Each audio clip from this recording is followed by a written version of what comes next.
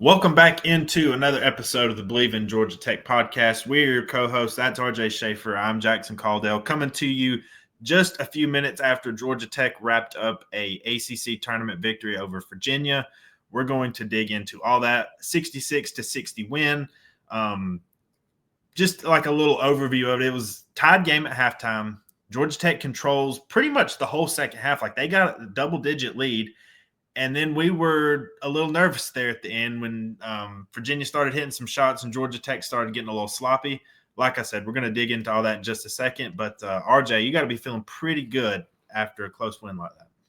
Yeah, I'm feeling pretty good. I don't know what exactly my prediction was, but I feel like I was pretty close. I think I said 66-64, and it was 66-60. So, Well, boost the ego a little bit. in my final predictions that I had over at Georgia Tech on SI, I said 67-62. So I was semi close. There was a lot of stuff. Georgia Tech had a long losing streak to Virginia, had a 13-game losing streak, and they hadn't cracked 60 points in a while, which sounds incredible, and it's true. But they did today, so I was like, I know this is going to be a low-scoring game, even though this isn't the Virginia teams of years past. But they got the win today. They will move on to the quarterfinals tomorrow, high noon against Duke. We will also preview that game. But before we get into it, guys, the usual stuff. Just watch this on YouTube. Would love it if you'd subscribe to the channel if you hadn't already. Like the video, share with your friends. If you got enemies, let them know too. Maybe they're could be fans of the show. Like it's always a possibility. Follow us wherever you get your podcast.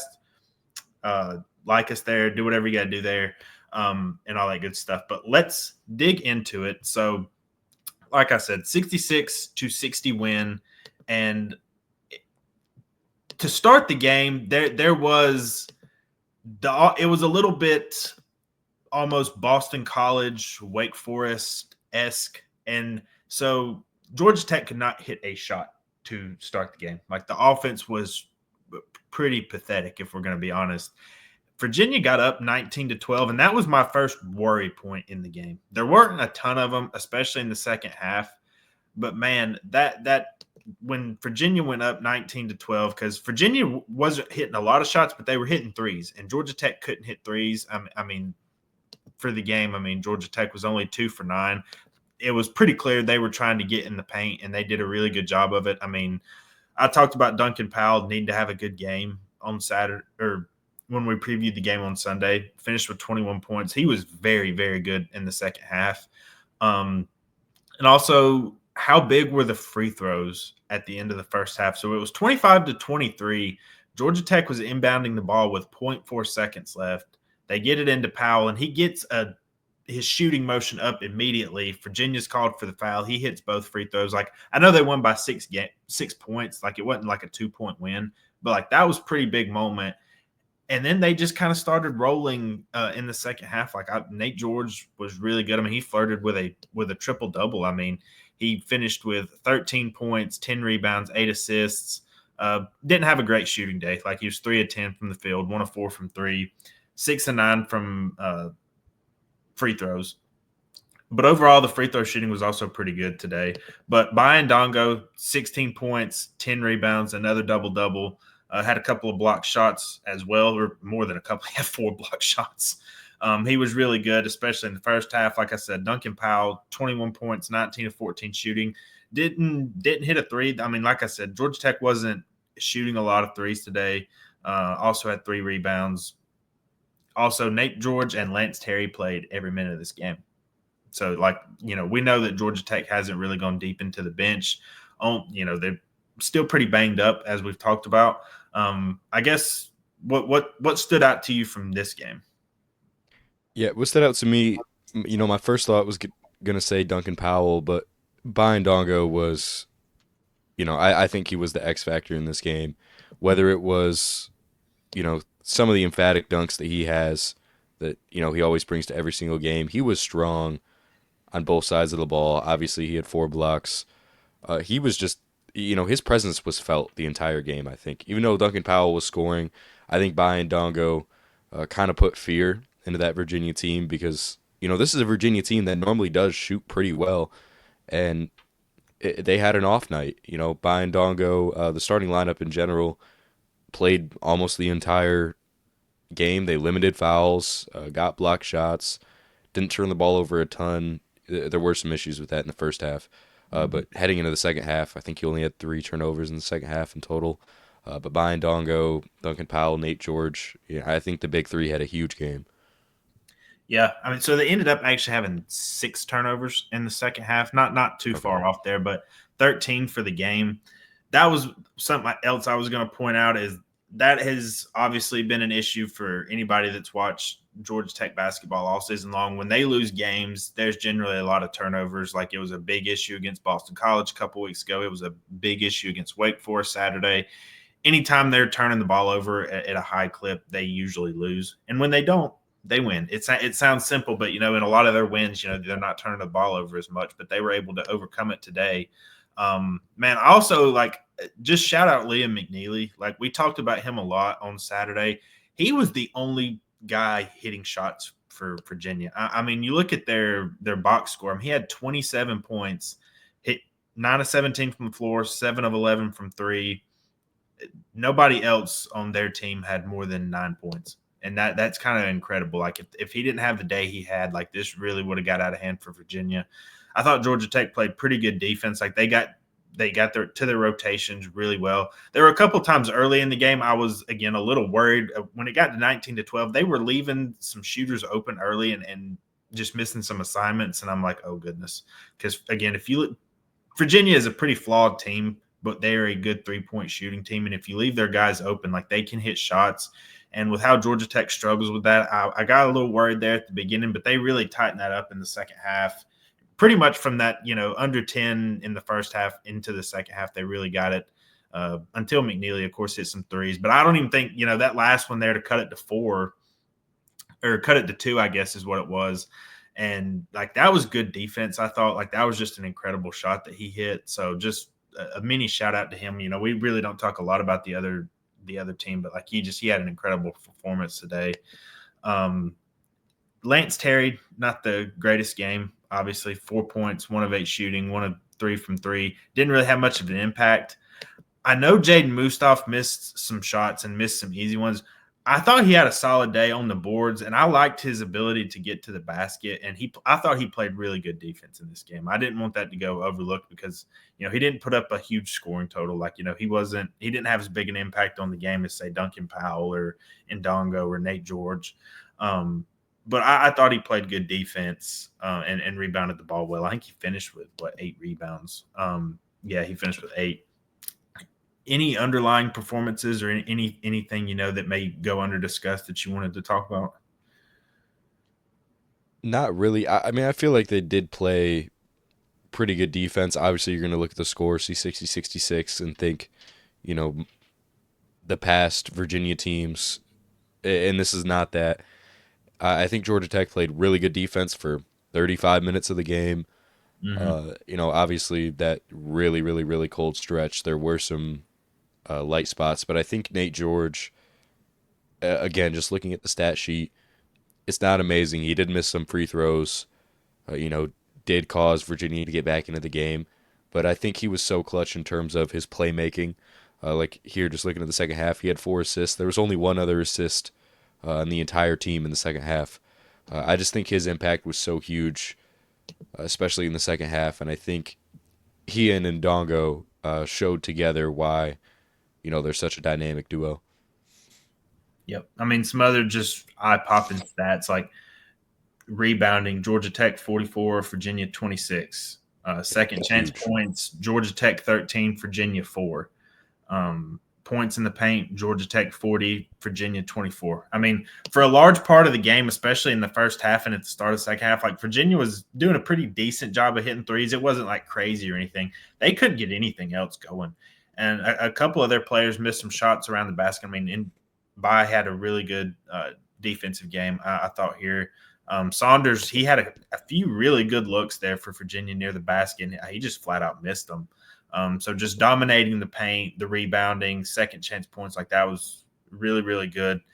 I just think it's a nice win. Like I know Virginia this isn't I've repeated myself, but this isn't like, the Virginia teams of, the past few years where, they're a high NCAA tournament seed, national title contender.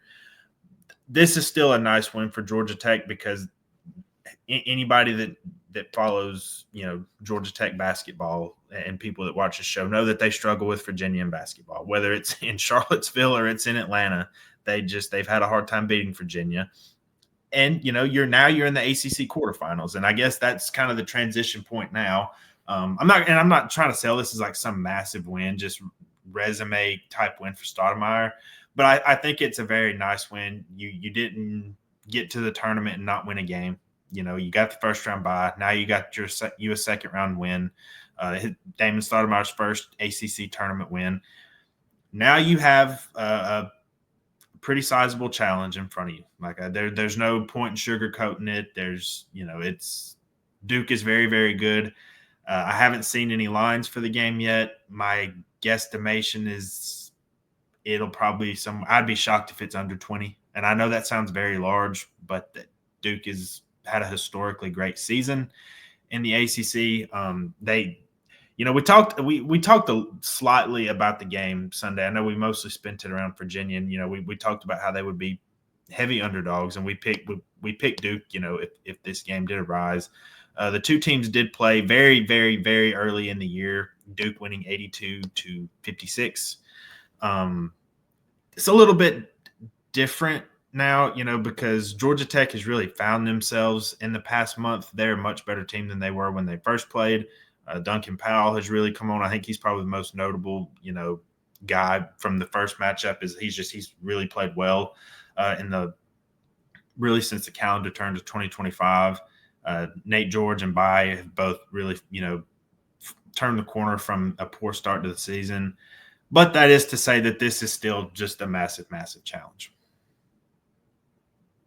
Yeah, I think this is, the biggest part of the road ahead of them. And I think, a lot of magic needs to happen. But like we've said a million times, we've seen that. We've seen Nate George absolutely take over ball games like Clemson this year and Clemson last year. We saw Duncan Powell, put the game into his hands. And I thought was going to ice it. Got a little bit dicey in the end. But, Duncan Powell had 5 straight shots, something like that, towards the end of the game. He was absolutely clutch. And I think if all of the pieces come together, not saying they're going to win. I'm not putting that out there, but I'm saying they can make it, a lot closer than it seems. If all, Lance Terry, Dongo, Nate George, Duncan Powell, if they're all on, if they're all playing their A game and the offense is back to, what it could be at its prime, I think you're in for a nice game. Yep. But that's not a win is not the expectation. It's just, I want all the pieces to come together. I want to play a full game, offense, defense, and I think it's very possible. Yeah, and you're going against a really good defense. Cooper Flagg is a phenomenal defender at his young age. Like that's where he's most advanced on the court is, and where he's going to be just immediate impact in the NBA. Like everybody knows he is the slam dunk favorite to go number one. He is absolutely going to go number one.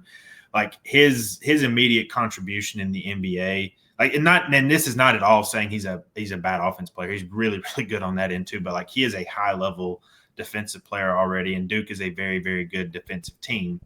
And that's the part that scares me is if Georgia Tech gets off to a slow start like they have the past couple of games and like they have in more than a few games this year, especially on offense.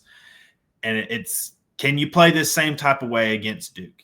Are you going to try to dominate the paint and dominate the second chance points and with Duncan Powell? Are you able to do that against Duke? I'm very skeptical because of how good of it because Bai's going to be guarded by Cooper. Like there's no doubt about that. And look, it's going to be a very tough matchup. There's it's going to be a very tough matchup. So Duke has made a habit of blowing out their opponents this year. They have had a couple where it's been 10 points or less. So aside from their loss to Clemson, like that, the only time an ACC team has beaten Duke this year. So they played Notre Dame earlier this year in one of their matchups and only won 86-78.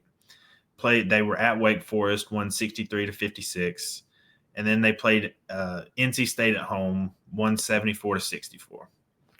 those are like your close examples of Duke playing a close ACC game. And the game against North Carolina last Saturday, their last time on the court, it was close for a lot of it. I mean, North Carolina had a lead in the second half, and then Duke just sparked a run, ended up winning the game by I think 13 or 14 points. So no doubt there's a massive challenge ahead, but I think I don't know if there was a lot of pressure per se, but it's like you wanted to win this game. You wanted to end the losing streak to Virginia. You wanted to win an ACC tournament game, take advantage of the first round bye, and now let's see what happens. Look, I picked Duke on Sunday to win. I'm not going to veer from it. I'm not going to blow any smoke towards anybody and tell you what you want to hear. But look, it's March. Anything can happen. Let's see it like that. Let's just see what happens. Again, they have to get off to a quick start tomorrow. If they do what they did today, it's going to be not very early. Like you cannot do that against Duke because if they get up by 10 to 15 points pretty much at any time, I just don't see Georgia Tech being able to claw back in it. Like you've got to keep your composure early, keep the turnovers down, and they're going to have to hit some 3-point shots tomorrow. Like that's the other thing about Duke is they're a good shooting team. Con Kniple is going to be – he's a lottery pick. I don't know if I'd go say he's top 10. He's not one of my favorite prospects in the draft class, but he can get hot. Like he started that game against North Carolina on fire, and that's a scenario I can easily see playing out. Georgia Tech struggling to shoot and Kniple coming off screens and just hitting a bunch of threes, and you can't leave guys open on Duke either. Any thoughts on the matchup, kind of keys to victory, or what they need to do? Yeah, the one thing that I was looking at in all of Duke's games where they're relatively close, which means winning by less than 20 points is about the margin. They had a 16-point win, or 16-point win against UVA, 17 against North Carolina the first time they played, 21 against Cal. A lot of those games, what you see is Duke goes out to a hot start. They kind of lays off in the second half. I don't think they're going to do that in the ACC tournament. But again, Duke's a sure 1 seed. No loss in the ACC tournament is not going to do that. I think if you shoot some threes, maybe shock them a little in the first half, and Duke lays off a little bit in the second half, you can keep it close. But the way, the ability of this Duke team to close out, and we saw how Georgia Tech, can struggle with closing out games today. Obviously, they got the win, but it was a lot closer than it should have been, up 12 with, that amount of time. That's what worries me. But I think they can keep it close and probably cover what's going to be an insanely massive spread. If they come out hot and pretty much stay hot throughout the entire game. Yeah. I mean, you got to play a complete game tomorrow. Yeah. Like there's no doubt about it. Like there's their performance today, while pretty strong in the second half. If they play this way tomorrow, like it's not going to happen. And that's not me trying to dampen what I think is a good win. It's just the reality of the team you're going to face. If you just can't make that many mistakes, you're not talented enough to make that many mistakes, and it's going to take a complete game. But it's March. Let's see what happens. It is March. So they got that going for them at least. Any thoughts on the game, on the matchup, anything else? I just think they got to limit turnovers. You can't have 13 turnovers like you did today and it'd be close. Yep, I agree. Limiting turnovers, getting off to a fast start. I'm not saying they have to shoot 45% from three, and I'm not sitting here trying to say they need to take like 43s tomorrow. You're going to have to take more than 9, and you're going to have to hit a few. I just don't think you can play the paint game with Duke because, again, like I said, I think Cooper Flagg he has all NBA defensive potential. Like that's how good I think he is on that end of the floor. Like he's not that now, but I'm saying just what his ceiling is, and he's already a really good defender as it is. I just don't think you're going to win playing that same way. Maybe I'm wrong. Maybe they try to do that and it works. I think you're going to have some outside shooting. I think Lance Terry's got to have a better game than he did today. Keep the turnovers down, better 3-point shooting. Let's see. But that's going to do it for today's show. this little instant reaction. If we missed anything, we apologize. We're kind of doing this, off the cuff right after the game. I hadn't got a chance to go back, and I usually try to watch the games after just to see if I missed anything. So if we did, apologies for that. But appreciate anybody watching, appreciate anybody listening. Really thank you guys a lot for that. Again, if you're watching on YouTube, haven't already subscribed, would love it if you do that. Help us grow the channel, help us, get some more Georgia Tech outreach, and help people learn more about Georgia Tech, and follow us wherever you get your podcasts, all that good stuff. And we will be back tomorrow for an instant reaction against Duke. Maybe it's a good instant reaction, maybe it's kind of summing up the season, but we'll see what happens. But thank you guys for listening, and see you tomorrow.